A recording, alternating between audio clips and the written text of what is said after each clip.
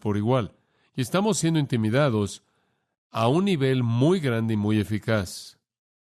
Y creo que es momento en el que nosotros retrocedamos un poco y digamos, oigan, todo el mundo, sabemos que estamos siendo intimidados, no queremos ser intimidados, no vamos a ser intimidados, queremos reevaluar lo que nos preocupa, lo que tenemos como cristianos y evaluar si necesitamos o no ceder a este tipo de presión. El cristiano continuamente está siendo intimidado por la falsa doctrina que aparentemente es emocionante. Y supongo que cualquier buen pastor o cualquier buen anciano, cualquier buen maestro, cualquier persona responsable como cristiana, debe estar advirtiendo a sus colegas creyentes, a su rebaño, acerca de la intimidación que se está llevando a cabo. Y me temo que debo añadir que también tengamos que intimidar a otros. Y no vamos a poder cubrir el espectro entero de todo lo que podría ocurrir en esta área, pero quiero que por lo menos hablemos tanto de ello como el apóstol Pablo lo hace aquí en Colosenses capítulo 2.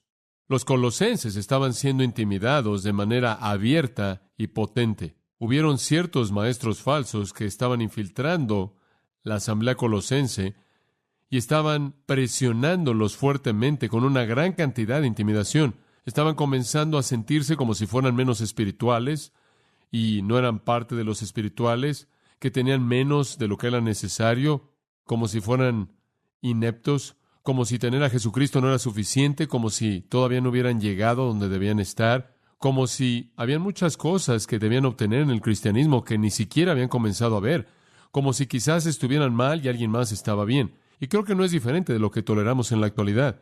Vivimos en un día en el que estamos expuestos de manera excesiva a todo. No hay nada en nuestra sociedad a lo que no estamos expuestos de manera excesiva, a menos de que sea bueno.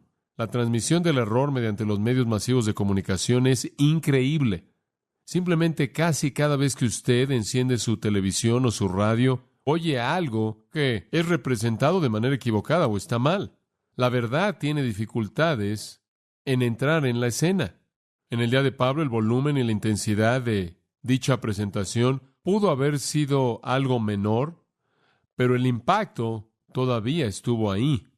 Y me temo que en la actualidad todavía estamos siendo víctimas de esto en una manera en la que nadie en la historia jamás ha sido víctima.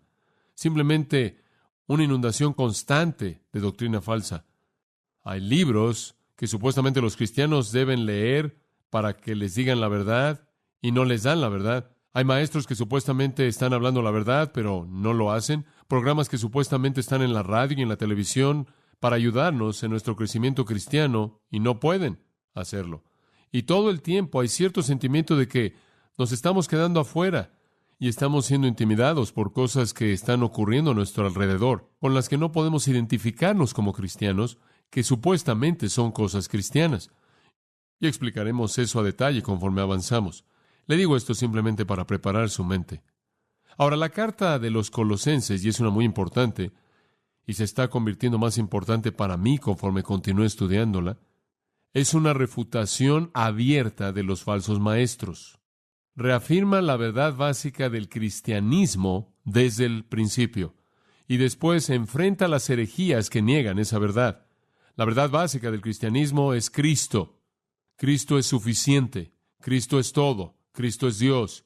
Cristo es Salvador. Cristo puede redimir. Cristo es todo lo que usted necesita. Cristo es suficiente. Ese es el mensaje.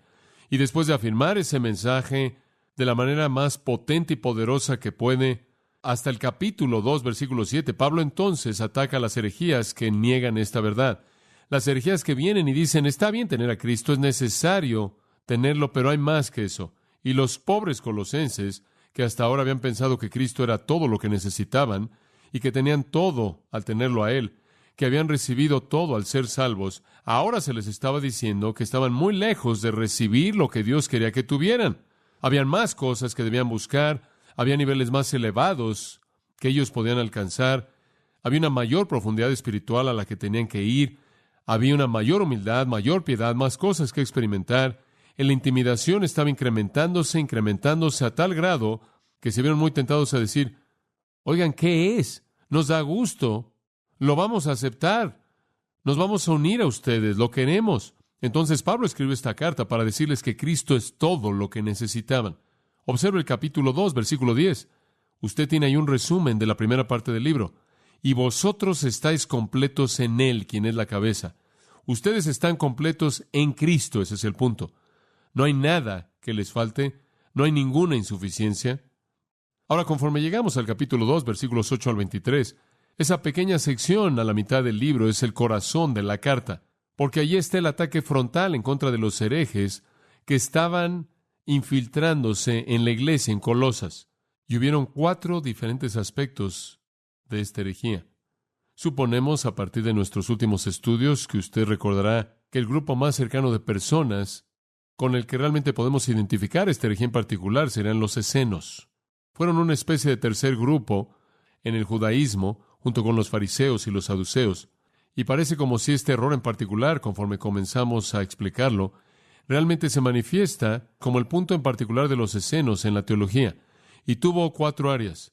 Básicamente, discutían la filosofía, enfrentaron el legalismo, misticismo y asceticismo. Y entonces en esas 4 categorías Pablo comienza a colocar su argumento. Ya vimos en el pasado que a partir del versículo 8 hasta el 15, Pablo trató del tema de la filosofía humana. Ellos estaban diciendo, necesitan a Cristo más la sabiduría humana, necesitan a Cristo más la filosofía humana. Y Pablo dijo, necesitan a Cristo más nada. No se intimiden por personas que quieren venir y decirles, bueno, lo único que creen es la Biblia. ¿Quién podría esperar obtener algo de ustedes? Tiene que haber más que eso. Tienen que conocer algo de filosofía. La gente toma a aquellos de nosotros que somos evangélicos fundamentales y nos colocan en una pequeña caja y nos categorizan como un tipo de ignorantes porque lo único que conocemos es la Biblia. Debemos encajar en esta categoría y quieren intimidarnos por nuestra falta de educación, por nuestra falta de preparación académica. No conocemos todas las grandes filosofías del mundo. No pasamos nuestro tiempo estudiando la base más amplia posible para estar mejor informados acerca de la filosofía y sabiduría humana, sino que pasamos nuestro tiempo estudiando la palabra de Dios y a los ojos de algunos eso nos califica como religiosos estrictos que no conocen nada, si es que conocemos algo. Y entonces está la intimidación que la gente nos trae, que quiere que conozcamos toda la filosofía humana. Supongo que enfrento más que el cristiano promedio eso, porque como mencioné esta mañana, después de hablar esta semana, las niñas dijeron, eres tan bíblico, como si dijeran, lo único que conoces es la Biblia. Si él me hubiera preguntado eso, yo habría dicho, no todo, pero 95% de lo que conozco es la Biblia. No sé mucho de otras cosas, pero básicamente podemos ser intimidados por aquellos que quieren imponernos la etiqueta de ignorancia, porque realmente no entendemos el espectro de la filosofía humana. Inclusive hay ciertas instituciones que se llaman a sí mismas cristianas, que están peleando tanto en contra de esta intimidación, que un alumno que va ahí para salir en el ministerio encuentra que él recibe más información acerca de la filosofía humana de lo que él jamás recibe acerca de la Biblia. Porque la institución misma hasta cierto punto se ha visto intimidada por la necesidad de ser sabia en la sabiduría humana. La institución deja su compromiso con las Escrituras y comienza a enseñar filosofía humana y rápidamente deja de ser lo que era cuando comenzó. Y usted puede ver la lista y nombrar universidades y seminarios en nuestro país que siguen ese patrón. Pero hay 3 otras cosas. Ya explicamos eso, entonces eso simplemente fue repaso. Pero hay otras cosas que Pablo ataca en la herejía de los escenos que se habían infiltrado en Colosas. La siguiente es el legalismo. No solo le habían dicho estos cristianos colosenses, no es suficiente porque no conocen la filosofía humana. Hay cosas que todavía no han aprendido, sino que dijeron, en segundo lugar, deben comprometerse con la religión del mérito humano. Es Cristo más la justicia por obras. Observa el versículo 16, y aquí está la respuesta de Pablo a este tipo de intimidación. Y aquí está el aspecto más bien judío de la herejía colosense que sobresale. Por tanto, nadie os juzgue en comida o en bebida, o en cuanto a días de fiesta, luna nueva o días de reposo. Ahora deténgase ahí. Pablo le dice a estos cristianos colosenses, miren, estas personas están tratando de intimidarlos con legalismo.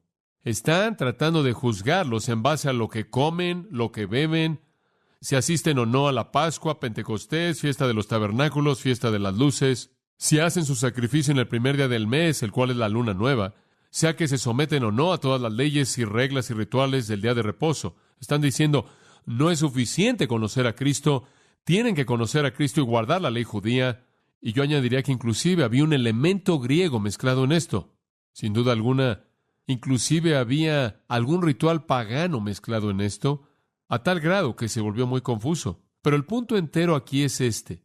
La salvación y la espiritualidad están basadas en Cristo más guardar ciertos rituales, legalismo. Ahora, el legalismo es simplemente sujetar tu espiritualidad a reglas hechas por hombres. Eso es legalismo. Definir tu espiritualidad mediante tu capacidad de guardar reglas hechas por los hombres. Obedecer las reglas de Dios es obediencia, no legalismo. Pero definir y someter tu espiritualidad mediante tu sumisión a reglas hechas por hombres es legalismo. O esas reglas que Dios ha hecho y hacerlas a un lado en esta época. Y por lo tanto se convierten hechas por los hombres por ahora. Ahora observa que dice, por tanto, en el versículo 16, ninguno. Si Cristo te ha dado salvación completa, como vimos en los versículos 10 al 15, si Cristo te ha dado perdón completo, si te ha dado victoria completa, si todo está completo en Él, entonces no dejes que nadie venga y haga un juicio espiritual de ti, dependiendo de lo que haces o no a nivel ritual. Y sin duda alguna la presión era inmensa para que ellos se conformaran a patrones legalistas. Y primordialmente judíos, y recuerde que esta es una ciudad gentil, nunca guardaron patrones legalistas judíos para empezar. Entonces no les estaban pidiendo que mantuvieran algo que ya tenían en su legado, estaban dándoles algo que ni siquiera conocían. Y Pablo está advirtiendo al grupo entero en contra de perder su libertad en Cristo y entregar su espiritualidad a aspectos externos. Este es un peligro serio. Y Pablo está diciendo, no sacrifiquen su libertad en Cristo para limitar su vida a un grupo de reglas hechas por hombres. Cristo ha cancelado la esclavitud de la ley. E involucrarse de nuevo en un sistema legalista es dañino y no tiene sentido. Ahora, recuerda usted Gálatas, ¿no es cierto? Lo estudiamos no hace mucho tiempo atrás. Gálatas capítulo 5, versículo 1 nos ayuda porque dice, por libertad Cristo nos ha liberado. Por tanto, estad pues firmes en la libertad con que Cristo nos hizo libres, y no estéis otra vez sujetos al yugo de esclavitud. Cristo los liberó para estar libres. Ahora no regresen al legalismo. Sería ridículo imaginar que el Señor Jesucristo ha abierto la puerta de nuestra prisión, nos liberó simplemente para colocarnos en otra celda. Eso sería insensato. Él nos liberó para mantenernos libres. Los Gálatas estaban cayendo ante la misma herejía que los colosenses, aquí con la que estaban siendo tentados, colocándoles de nuevo la camisa de fuerza de la ley. Los judaizantes le habían dicho a los Gálatas, creen en Cristo y guardan la ley mosaica entera, se circuncidan y pueden ser salvos. Cristo más obras, más legalismo. Como si usted pudiera salvarse a sí mismo. Como si usted pudiera externalizar su salvación. Entonces Pablo le dice a los colosenses, no sean engañados, no dejen que nadie emita un juicio espiritual de ustedes en base a su conducta externa. No dejen que nadie evalúe su espiritualidad en base a eso. ¿Y saben una cosa? Siempre habrá gente que hará esto. La gente que quiere juzgar la espiritualidad de todo mundo en base a lo que hacen externamente. Cómo comen, cómo beben o qué beben. Si siempre están guardando el calendario de la iglesia, si guardan todas las rutinas cristianas, si parecen ser cristianos por fuera. Como puede ver, el problema con ese tipo de evaluación es este. El problema es que alguien que no es un cristiano real puede calificar en todas estas áreas. Ese es el problema. No es que los verdaderos cristianos no van a manifestar algunos patrones de conducta, sino que la gente farsante siempre puede conformarse a aspectos externos. Y esa no es una buena manera de juzgar. Hay cristianos que ven a una persona con un cigarro e inmediatamente escriben una definición entera de su espiritualidad. Hay cristianos que podrían ver quizás a alguien tomar una copa de vino o lo que sea, o un vaso de cerveza en algún punto, e inmediatamente dirían, esa persona no es cristiana o esa persona es carnal, o lo que sea, porque tienen cierto estándar de lo que los cristianos hacen o no hacen. Ahora, esa no es la manera de evaluar la espiritualidad. Eso es lo que Pablo está diciendo. No dejen que nadie juzgue su espiritualidad en base a lo que ustedes comen o beben. Si comen o no carne ofrecida a ídolos, si beben o no vino, ese no es el criterio. Esas cosas son tratadas en otros pasajes de las Escrituras, pero esas cosas no necesariamente son el criterio espiritual mediante el cual un hombre puede juzgar. Porque cuando usted comienza a hacer eso, ¿sabe lo que usted hace? Usted hace que el cristianismo sea un juego que usted puede jugar a nivel externo. y la verdadera espiritualidad va al exterior, y cuando eso sucede, usted tiene hipocresía, y ese es un problema. Tito, capítulo 1, versículo 14, dice, no prestando atención a fábulas judías y mandamientos de hombres que se desvían de la verdad. En otras palabras, no basen su vida en obras, sino escuchen. Para los puros todas las cosas son puras, pero para los inmundos e incrédulos nada es puro, inclusive sus mentes y conciencias están contaminadas. Profesan conocer a Dios, pero con sus obras lo niegan, siendo abominables y desobedientes en toda buena obra, reprobados. En otras palabras, hay algunas personas que pueden disfrazarse en aspectos externos que internamente son réprobos. Esa no es la manera de evaluar la espiritualidad de alguien. En Romanos 14 dice, algunas personas obedecen el día de reposo, algunas personas no. Pero ese no es un criterio para juzgar la espiritualidad. En 1 Timoteo capítulo 4 dice en el versículo 2, por la hipocresía de mentirosos que, teniendo la conciencia cauterizada, prohibirán casarse y mandarán abstenerse de alimentos que Dios creó para recibir con gratitud a aquellos que creen y conocen la verdad. Ahora aquí usted tiene algunas personas que tienen todo tipo de reglas rígidas. No puedes comer esto y no puedes comer aquello, no puedes casarte y demás.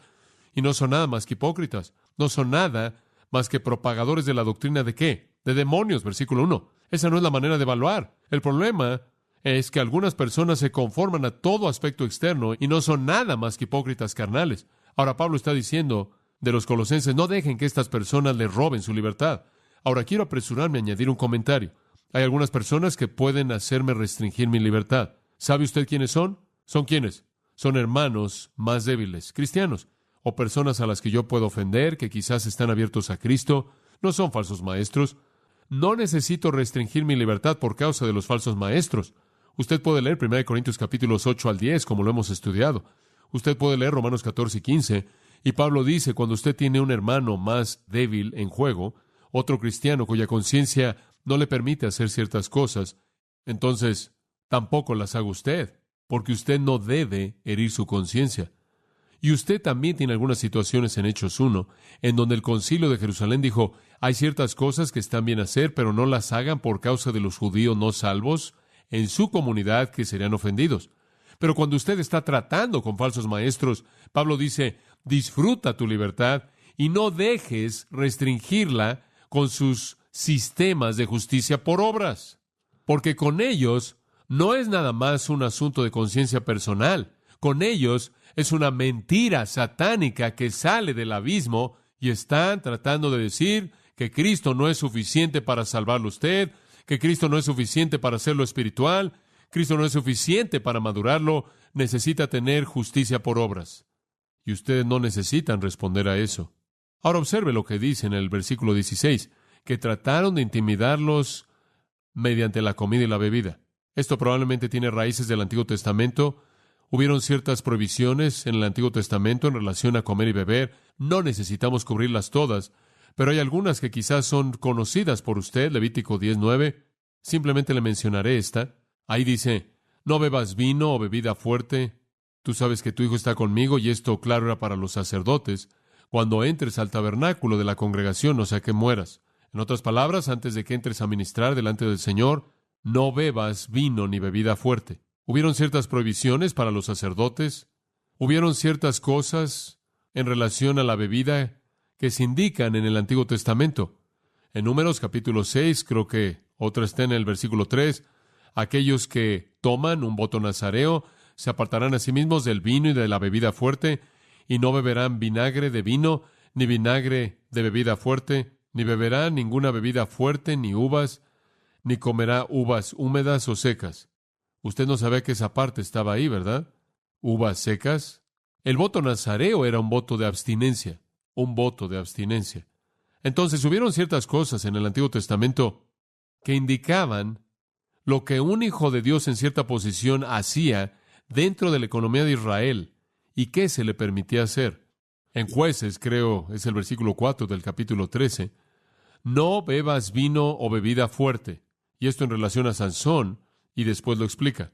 Entonces, y usted sabe que hay muchas leyes en el Antiguo Testamento acerca de comer, muchas cosas que el judío no podía comer. Entonces hubieron ciertas cosas en el Antiguo Testamento que Dios había dado en relación a comer y beber. El propósito de esto fue crear una situación única o guardarlos de comer algo que sería dañino para ellos física o a nivel nutricional. Primordialmente, el asunto del Antiguo Testamento, no obstante, fue este. Dios quería un pueblo exclusivo para Él. Dios quería un pueblo apartado mediante ciertas cosas. Israel, mediante su dieta, tuvo dificultades con tener relaciones con el país en el que estaban viviendo porque no podían comer juntos. Dios lo quiso así, Él no quería que se mezclaran. Entonces Dios le dio estas leyes, pero en el nuevo pacto esas leyes fueron hechas a un lado. En Marcos capítulo 7, Jesús hizo la primera afirmación para abolirlas. Él dijo, no es lo que entra al hombre lo que lo contamina, y eso fue revolucionario. Eso fue absolutamente un shock para una mente judía, porque siempre habían pensado que podían comer y contaminarse, pero era lo que salía de un hombre lo que lo contaminaba, la envidia y el homicidio y los pensamientos malos. Entonces, Jesús abolió eso, y después simplemente para aclararlo en Hechos 10, la visión de Pedro, eso volvió a afirmarse mediante la ilustración de que fue abolido. Y más adelante en Hechos 15, fue declarado como abolido, y ya para cuando usted llega a Romanos 14, 17, dice, el reino de Dios no es comer y beber, sino justicia y gozo y paz en el Espíritu Santo. Entonces todo es interno, todo es espiritual, y ya no hay leyes de dieta. Pero estos falsos maestros, promoviendo la mentira satánica número 1 de todos los tiempos, Cristo no es suficiente, tiene que ser Cristo más obras, esa es la gran mentira. Todo sistema falso en el mundo dice, usted se puede salvar mediante obras. ¿Sabía eso? Todos. El cristianismo es el único sistema de religión en el mundo entero que es puramente un sistema de gracia. ¿Por qué? Porque Satanás falsifica en toda falsificación que la única manera en la que usted puede falsificar la gracia es con obras. Y todos salen igual. Entonces los herejes se están aferrando, diciendo, tiene que ser Cristo más justicia por obras. Y como Pablo dice en Gálatas 5, si usted tiene a Cristo más algo, usted pierde a Cristo. Y después él añade, observe esto, por tanto, nadie os juzgue en cuanto a días de fiesta. No lo dejes determinar tu espiritualidad por el hecho de que vas o no a una Pascua, Pentecostés, o la fiesta de los tabernáculos, o la fiesta de las luces, o cualquiera de esas otras cosas que son mencionadas en Levítico 23, y luna nueva. Números 28 nos dice que el sacrificio es realizado en el primer día del mes de la luna nueva, o días de reposo. Ahora escuchen, algunas personas todavía se aferran a estas cosas como el estándar de espiritualidad. He vivido eso. Usted oye a personas decir cosas como esta. Soy cristiano. ¿En serio? Le he preguntado a la gente, ¿cómo sabes que eres cristiano? Yo voy a la iglesia en la Pascua, la Navidad y unas cuantas veces en medio de esas dos fechas, y yo creo todo eso. ¿Eso te hace cristiano? No fumo, no bebo, yo soy una buena persona. Ese es un fin del espectro. El otro fin del espectro es, no creo que son cristianos. ¿Por qué? Porque no vienen el domingo por la noche. La iglesia verdadera ora el miércoles por la noche. Cuestiono al resto de la gente. Y usted oye a gente decir, ¿cómo puede ser él un cristiano si fuma? No sé si tal y tal es cristiano. Lo vi con una cerveza. ¿Qué tipo de evaluación es esa? Probablemente le podrán decir a usted, no sé si usted es cristiano. Lo oía usted en un chisme. Usted tiene una alternativa. Intercambie su chisme por una lata de cerveza. Ahora no me cite fuera de contexto. Los cristianos gentiles nunca estuvieron sujetos a este legalismo judío. ¿Por qué imponérselos? ¿Por qué? Porque Satanás quería convencerlos de que Cristo no era suficiente. ¿Se da cuenta? Y esa es la razón por la que Pablo entra aquí en el versículo 10 diciendo, vosotros estáis completos. En el versículo 9, en él habita corporalmente toda la plenitud de la deidad.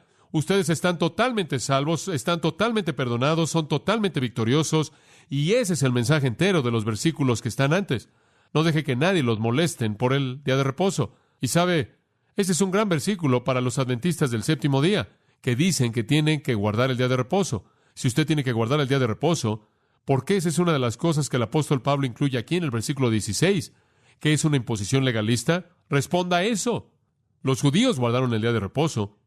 Algunos de ellos, inclusive judíos cristianos, y eso estaba bien. Pablo dijo en Romanos 14, si su conciencia estaba así, habían sido creados para guardarlo, y si querían ir al día de reposo, está bien que vayan. Y si eran un hermano más débil y todavía tenían la conciencia del día de reposo, habían sido creados en esto, está bien, no los molesten. Pero no vayan a molestar a un grupo de gentiles que ni siquiera saben algo de eso y les digan que tienen que guardarlo para salvarse. Desde el principio de la iglesia gentil se reunió en el día del Señor el primer día. Y en Romanos 14, Pablo dice, algunos consideran el día de reposo, eso está bien. Algunos van y eso está bien también. Si el hombre lo considera bajo el Señor, y si no lo considera bajo el Señor, pero de cualquier manera está bien, Él es del Señor. ¿Y sabe usted lo que la primera iglesia hizo? Los primeros cristianos, simplemente para ser sensibles a los judíos, particularmente Jerusalén, la primera iglesia probablemente tuvo que guardar el día de reposo porque ese era el día libre. Ciertamente tuvieron que trabajar el domingo porque ese no era el día libre. Y entonces es muy probable que celebraron su tiempo juntos y adoraron en la tarde del sábado, después del día de reposo, y temprano, el domingo por la mañana, antes de que se fueran a trabajar. Comenzaron la adoración el primer día. Eso no significaba que tenían ese día libre. Todavía mantuvieron el día de reposo, descansaron en el día de reposo y tuvieron que adorar en el intervalo entre estos dos días. Para darle una buena ilustración de eso, puede recordar a Pablo predicando hasta la medianoche, ¿no es cierto? Hasta la medianoche, hasta la mañana. Tuvieron que meterlo ahí para no ofender a nadie. Entonces Pablo les está dando una advertencia fuerte en contra de verse intimidados por personas que quieren imponer un sistema legalista en nosotros. Él dice, no dejen que pase. Ahora, vea el versículo 17. Este es el punto. Todo lo cual es sombra de lo que ha de venir, pero el cuerpo es de Cristo. Todas estas reglas y todas estas cosas legalistas simplemente fueron una sombra. Una sombra simplemente espera la llegada de alguien y el alguien está aquí y usted no necesita la sombra. Ellos estuvieron contentos con vivir en el lado de la sombra de la religión, en donde el temor y las inhibiciones abundan. Él dice, salgan de la sombra, la realidad está aquí. Escúchelo de esta manera. ¿Por qué considerar como ordenanzas indispensables ciertas cosas en relación a comer, cuando aquel de quien era la sombra por el maná de Israel se está ofreciendo a sí mismo como el pan verdadero de vida? ¿Cómo puede el guardar la Pascua ser considerado un medio de perfección espiritual cuando nuestra Pascua, Cristo, ya ha sido sacrificado para perfeccionar a los santos? ¿Qué justificación se puede presentar para demandarle a los convertidos gentiles el observar la ley del día de reposo judío, cuando el que trae el reposo eterno ya nos lo ha concedido? Y si este fue el caso, en relación a las leyes del Antiguo Testamento que Dios había hecho, ciertamente fue verdad con respecto a un montón de reglas hechas por hombres con las que Dios no tuvo nada que ver. El punto aquí fue que los que estaban promoviendo el error estaban tratando de convencer a esas personas y promover su herejía de que Cristo no era suficiente para salvar. Estaban negando la suficiencia completa, la preeminencia de Cristo, y esa es la peor mentira que hay. Las ordenanzas y los rituales están ahí, pero son externos. John, ¿estás diciendo que debes hacer todas esas cosas que debes hacer, no venir a la iglesia? Debes fumar y beber, y puedes hacer lo que quieras hacer y simplemente disfrutar de la vida y nunca venir a la iglesia. ¿Es eso lo que estás diciendo? No, estoy diciendo simplemente no juzgue la espiritualidad en base a eso. El verdadero juicio se llevará a cabo en 1 Corintios capítulo 4, cuando Dios revele las cosas secretas ¿de qué? Del corazón. Aquí está el principio. Pablo dice, miren, la espiritualidad no es cuestión de ritual externo, sino cuestión de una relación interna con Jesucristo. Y no dejen que nadie los intimide por el hecho de que usted hace algo o no hace algo, y por lo tanto usted es espiritual o no es espiritual. Voy a resumir eso al final. Segundo punto. Habiendo explicado el legalismo, él pasa a su segundo punto para esta noche. El tercer punto, incluyendo la filosofía. Y él explica el misticismo. Y esto es tan interesante. Estas personas también estaban tratando de intimidar a los colosenses en el área del misticismo. Ahora, dice usted, ¿qué es el misticismo? Permítame darle una definición simple de laico.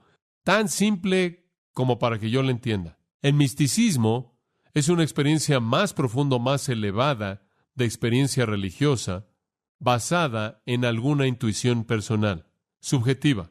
Es una experiencia espiritual más profunda o más elevada. Es como decir, bueno, tuve una experiencia que no puedo definir, pero he tocado a Dios. Misticismo. Ahora, los herejes estaban promoviendo esto. Estaban diciendo, tenemos una unión mística con Dios más elevada y más amplia y más profunda y mayor. Hemos obtenido una humildad y una piedad que no es como nada de lo que ustedes han experimentado. Nos hemos conectado a nosotros mismos con los eones y los demidioses y los subdioses y hemos subido por la escalera hasta la presencia de la verdadera deidad. Usted oye algo de eso, ¿no es cierto? De vez en cuando, en algunas personas, inclusive en la actualidad, y entonces en los versículos 18 y 19 él dice esto, y se lo voy a leer de otra versión porque lo desenredo un poco. No dejen que nadie, simplemente escuchen esto, no dejen que nadie, y aquí él les está diciendo cómo retraerse de ser intimidados. No dejen que nadie siga defraudándolos de su premio al deleitarse a sí mismo en una abnegación personal y la adoración de ángeles, adoptando su postura en base a visiones que él ha visto, inflados sin causa por su mente carnal. Y después, versículo 19, y no aferrándose de la cabeza. Deténgase ahí. ¿Qué es lo que él está diciendo? No dejen que nadie les diga, ustedes están descalificados de obtener el premio de espiritualidad, porque no han alcanzado el nivel de abnegación personal, no han entendido la adoración de ángeles, no han tenido las visiones correctas. Lo único que está pasando es que están inflados por sus propias mentes carnales. Y lo que no están haciendo es aferrarse a la cabeza. ¿Y quién es la cabeza? Cristo. Como puede ver, lo dijeron, es Cristo más mis visiones, más mis experiencias con los ángeles, más mi experiencia más profunda, mi experiencia más elevada. La primera es Cristo más reglas, la segunda es Cristo más experiencia mística.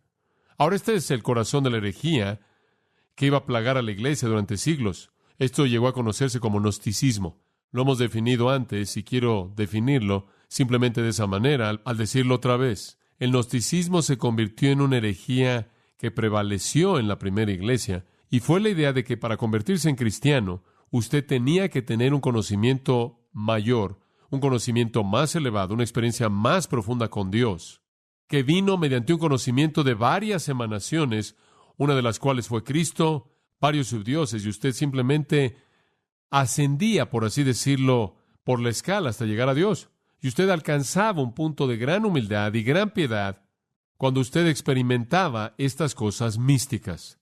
Ahora, eso es muy intimidante, porque usted ni siquiera sabe de qué están hablando esas personas.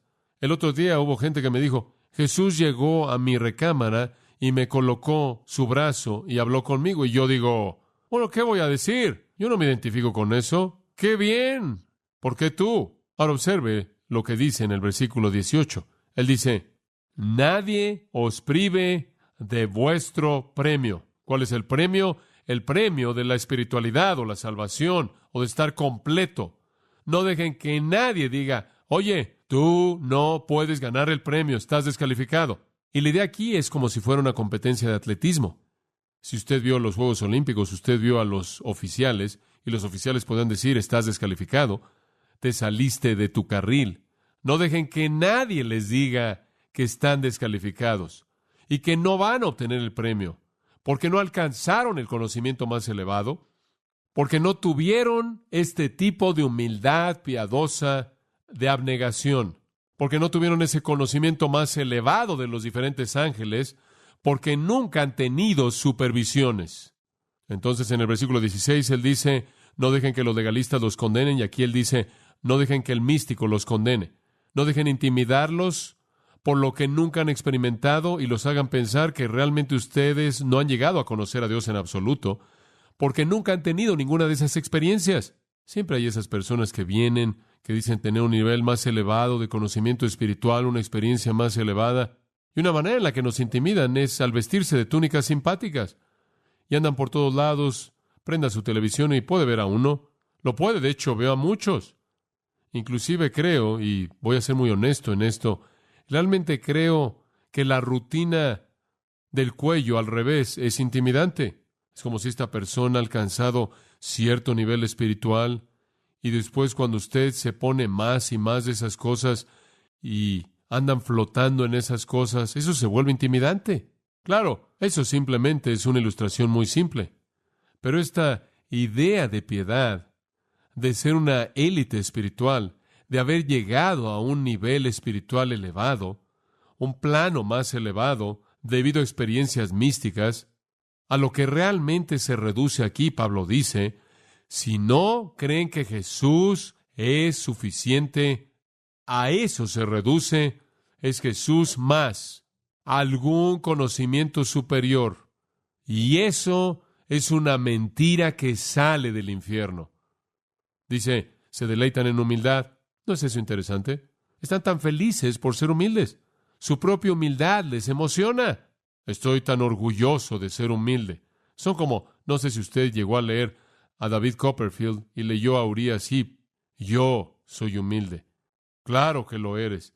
La humildad, alguien dijo, es la flor más hermosa que floreció en el Edén y la primera en morir, que rara vez ha florecido desde ese entonces en la tierra mortal.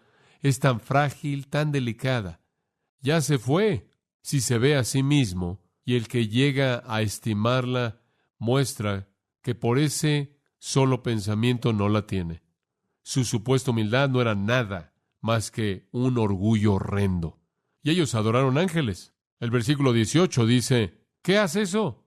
¿Hay un qué? Un mediador entre Dios y los hombres. ¿Y quién es? Jesucristo, hombre. Estaban adorando ángeles, negando a ese único mediador. William Hendrickson nos dice que hay evidencia en este tiempo en particular, en Colosas, de que la adoración de ángeles era algo que prevalecía. Y sabemos que la comunidad de Escena se inclinaba hacia la adoración de ángeles. Uno de sus escritos les dice que consideren con cuidado y guarden los nombres de los ángeles. Pero la adoración de ángeles está prohibida. En Apocalipsis, cuando Juan trató de adorar a un ángel 2 veces, el ángel le dijo, levántate, no me adores. Yo soy una criatura, adora a Dios. ¿Se acuerda de eso? Inclusive los ángeles lo prohíben. Y observe qué más dice en el versículo 18. Esto es difícil de entender porque se mezclan las traducciones. Adoptando su postura en visiones que él ha visto. Su Biblia podría decir, no ha visto. Pero la traducción correcta es, adoptando su postura en visiones que ha visto. Diciendo, bueno, me apena por ti. Yo he visto cosas más allá de lo que tú has visto. He comprendido cosas. Conozco los secretos no conocidos por el hombre común y corriente. Aquí me coloco. Eso es muy intimidante. Eso es muy intimidante. Usted se siente como si fuera un cristiano de segunda clase. Yo nunca he vivido nada de eso. Yo nunca he visto nada. Muy intimidante.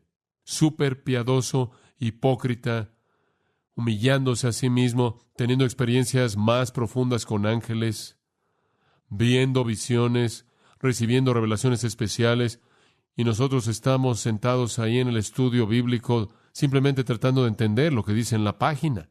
Y Pablo le dice a los colosenses, no se intimiden, no dejen que esas personas les quiten su premio y digan, están descalificados de la espiritualidad porque no han tenido esa experiencia mayor. La realidad es que están envanecidos en sus mentes carnales. Eso es bastante directo, ¿no es cierto? Son culpables del peor tipo de hipocresía que hay. Orgullo espiritual y carecen del verdadero espíritu, no haciéndose de la cabeza. Me encanta eso. Como cristiano, ¿sabe a quién necesita usted? A Jesucristo. ¿Sabe qué más necesita? Nada. Él es todo en todo, ¿no es cierto? Cristo más nada. Usted no necesita visiones especiales. Usted no necesita conversaciones con ángeles. Usted no necesita algún tipo de piedad autoimpuesta. Usted no necesita guardar un conjunto de reglas. Usted simplemente necesita asirse de la cabeza, en virtud de quien todo el cuerpo, nutriéndose y uniéndose por las coyunturas y ligamentos, crece con el crecimiento de Dios. Usted simplemente aférrese a aquel que mantiene a la iglesia unida. No se intimide. No deje que estas personas le digan que las obras y la justicia personal y la humildad falsa y la adoración de ángeles y las visiones especiales y las revelaciones especiales tienen que ser añadidas a la suficiencia de Cristo para llevarlo a la espiritualidad. Esa es una mentira que quiere deshonrar a Cristo. Eso sale del infierno. Créame, creo que una de las mentiras más satánicas que se están manifestando en la actualidad es el hecho de que cuando usted es cristiano, aún así no ha recibido todo. Esa es una mentira. Esa es una mentira. Usted no necesita nada más. Todo es de usted y usted está completo en Él. La gente viene y dice, bueno, si no has recibido el bautizo, o no has tenido esto, o no has llegado al siguiente nivel, esa es una mentira, eso no es verdad. Usted ha recibido, dice Pedro, todas las cosas que pertenecen a la vida y a la piedad, ¿no es cierto? Esto es un error y esto intimida a la gente. ¿En dónde les falta algo? El Señor Jesús es la cabeza y Él lo mantiene todo unido.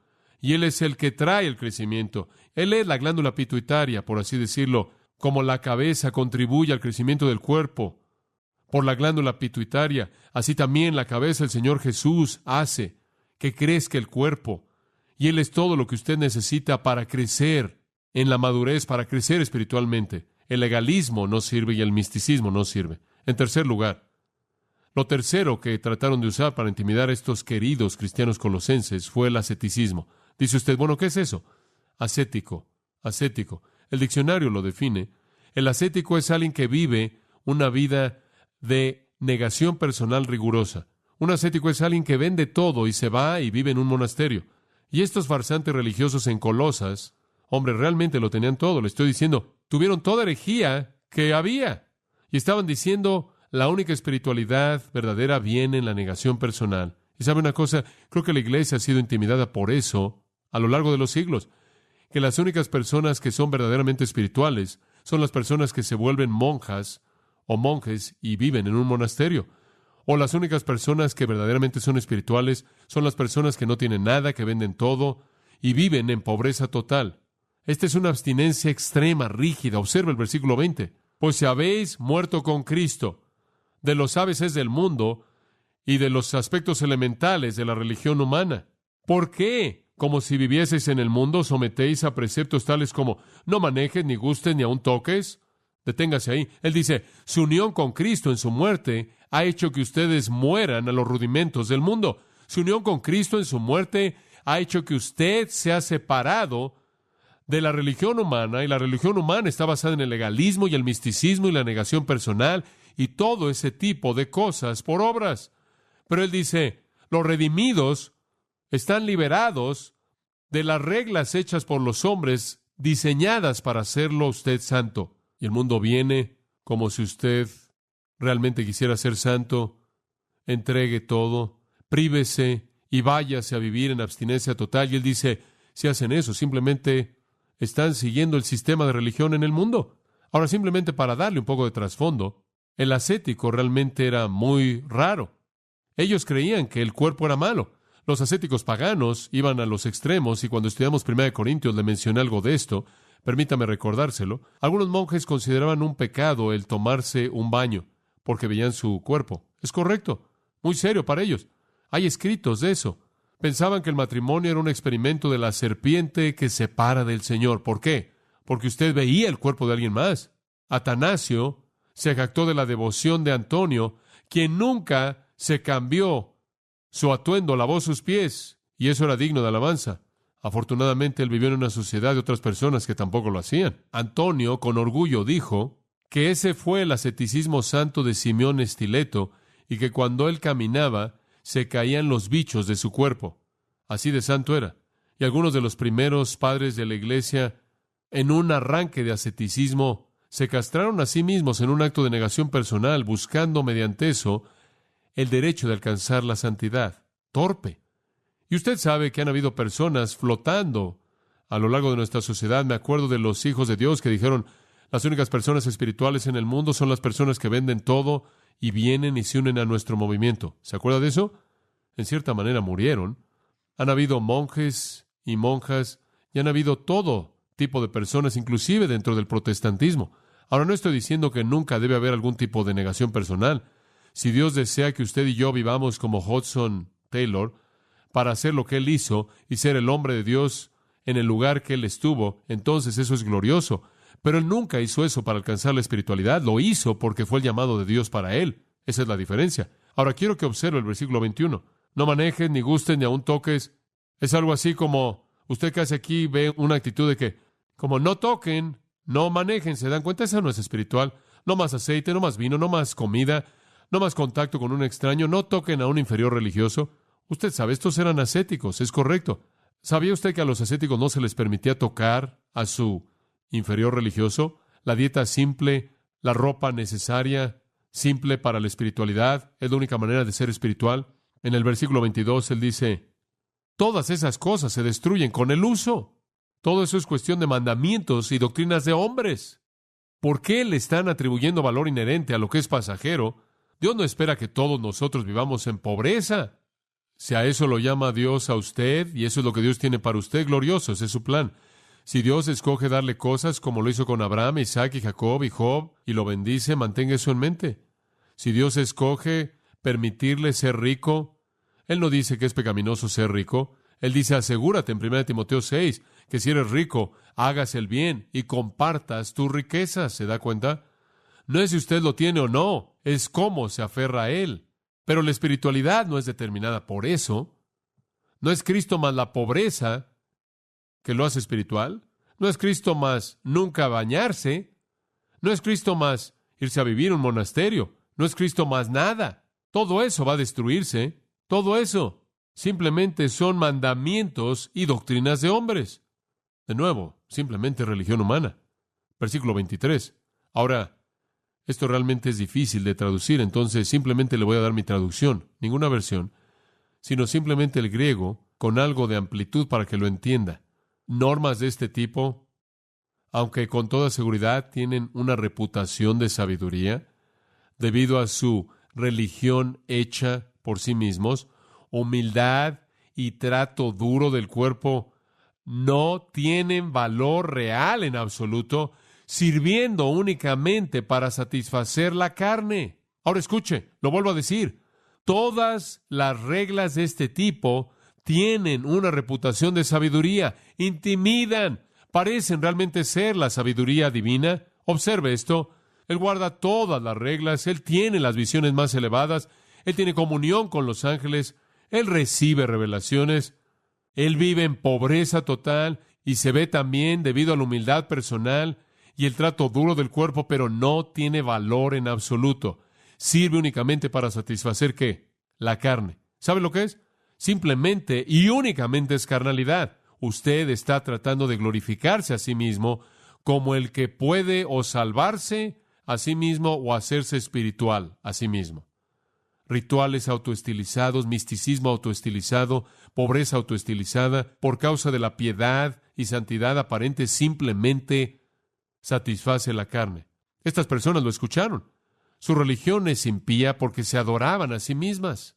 Su humildad es falsa porque no es nada más que enmascarar el orgullo espiritual. Y su negación personal es un estándar falso porque es un esfuerzo por hacerse a sí mismos más santos que otras personas.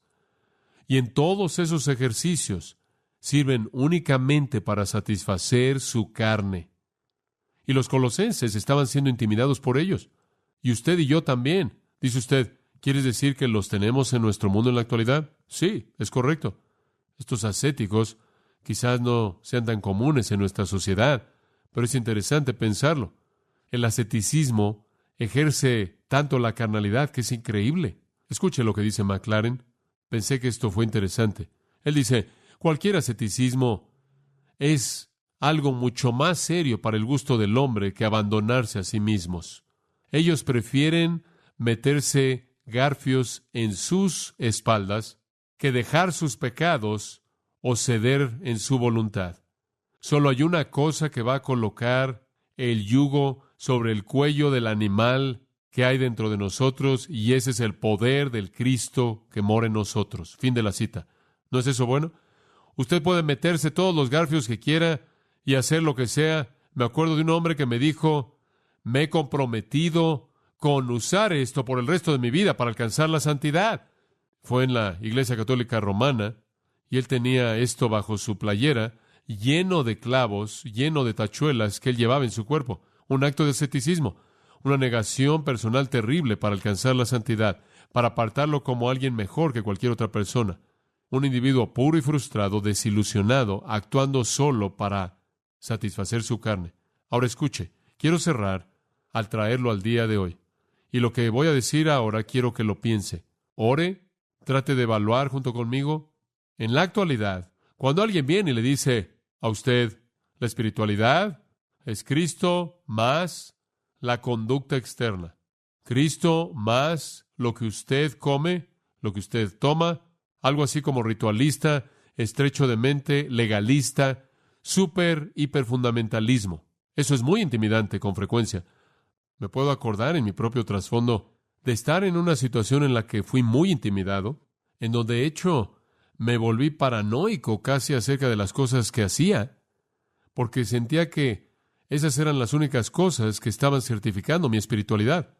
En una ocasión se me acercó un hombre y les he contado esto, pero encaja aquí y se los vuelvo a decir. Me dijo, no eres espiritual. Y yo le dije, ¿cómo sabes que no soy espiritual? Él dijo, ¿por qué no vas a las reuniones de oración?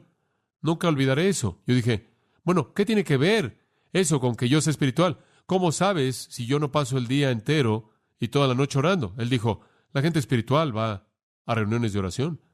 Y más adelante, esa misma persona me reportó a la administración de la escuela.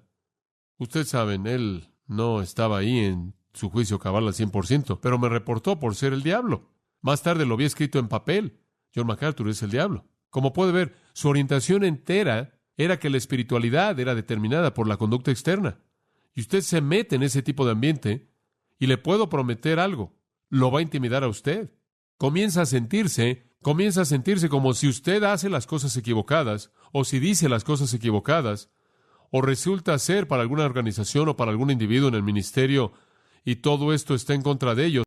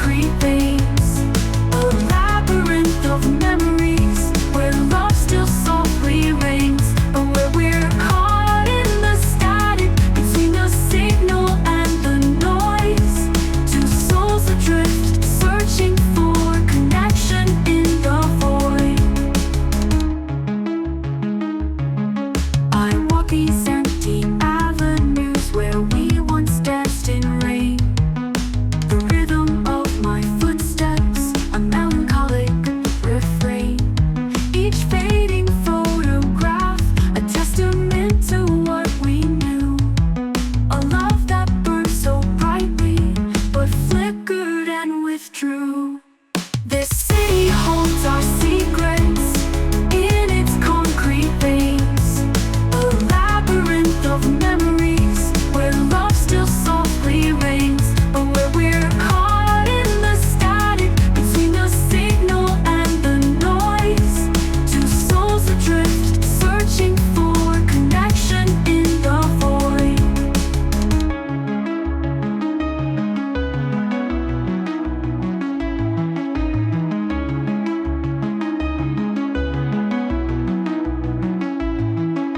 But even in the darkness, a fragile flower blooms, fueled by the remnants of our love's faded fumes. We'll find our way through static to a signal clear and bright, and bloom again defiant in the dead of night. This city